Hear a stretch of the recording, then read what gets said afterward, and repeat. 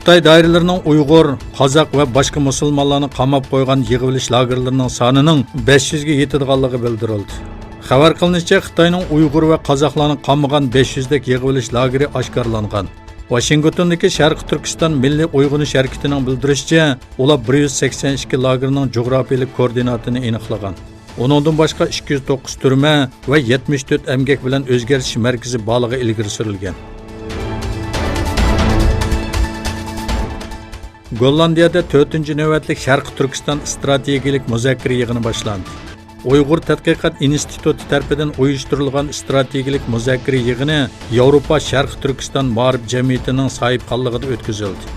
Yig'inda Sharq Turkiston davosining o'zgarayotgan dunyo siyosatida qandoq va qaysi bosqichlarda ilgarilaydiganligi qatorliq temalar muzokara qilinadi.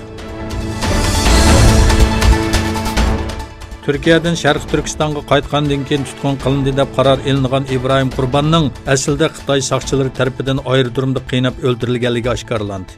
Qashqar viloyatining Yo'pirg'i noyisida yashaydigan savdogar İbrahim Qurbon 2016-yili 4-oyda do'sti bilan Turkiyaga sayohatga kelgan va qisqa bir vaqtdan keyin Sharq Turkistonga qaytgandan keyin g'oyib bo'lgan.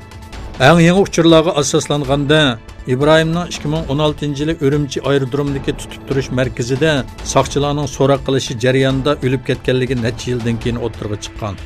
Erkin Asiya radiosining xabar qilishicha, Yo'pirg'i noyisida İbrahim Qurbondan boshqa yana 46 kishi chet el bilan munosabati bor unsur deb ayblangan bo'lib, 36 kishi qamoq jazosiga hukm qilingan, qolganlar bo'lsa jazo lagerlariga qamalgan. Xitoy Amerikaning lazer nurli qurollarga qarshi teng darajadagi qurol o'rniga bu qurollarni palach holatga tushirib qo'ydigan texnik to'rini yo'lga qo'ygan. 5 burchakli bino lazer nurli qurollarni paraxutlarga o'rlashtirib 2019-yilning oxirlarida sinab qilishni planlamoqda. Amerika dengiz armiyasining bu qurol orqali dushman aeroplanlari va boshqariladigan bombalarni o'g'lishi nishon qilinmoqda. Bu tor doirasida Amerikaning San Diego'dagi dengiz armiya bazasida OSS Devin nomli paraxutga Devin nomli lazer to'pi saplandi. Dunyoda kuchlanayotgan harbiy texnika davlati bo'lgan Xitoy lazer qurollarga qarshi tura oladigan yangi texnikalar ustida izlanmoqda. Angliya bosh ministri Johnson Rossiyaning Angliya saylovlariga daxl qilganligiga doir bir isbotning yo'qligini bildirdi. O bu haqda parlament doklatining e'lon qilinmasligi kerakligini ilgari surdi. Saylamning normal bo'lganligini ta'kidlagan Johnson bu saylam sababli tartiblarni o'zgartirishga hech qanday bir sabab yo'q deb qaraydiganligini aytdi.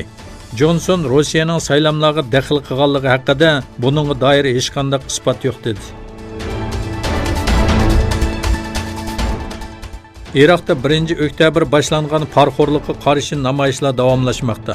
Saqchi doiralarining bildirishicha, Bag'dod shahar markazidagi ozodlik maydoniga yaqin bir joyga to'xtatib qo'yilgan bir avtomobildagi bomba portlagan bo'lib, dastlabki uchurlarga asoslanganda 4 kishi o'lib, 20 kishi yaralangan.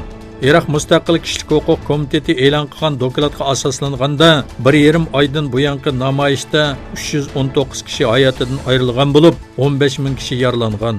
Namoyishchilar bugun Basira o'lkasida Kasir portiga boradigan barliq yo'llarni qamal qildi va yuk avtomobillarining portga kirishiga ruxsat qilmadi.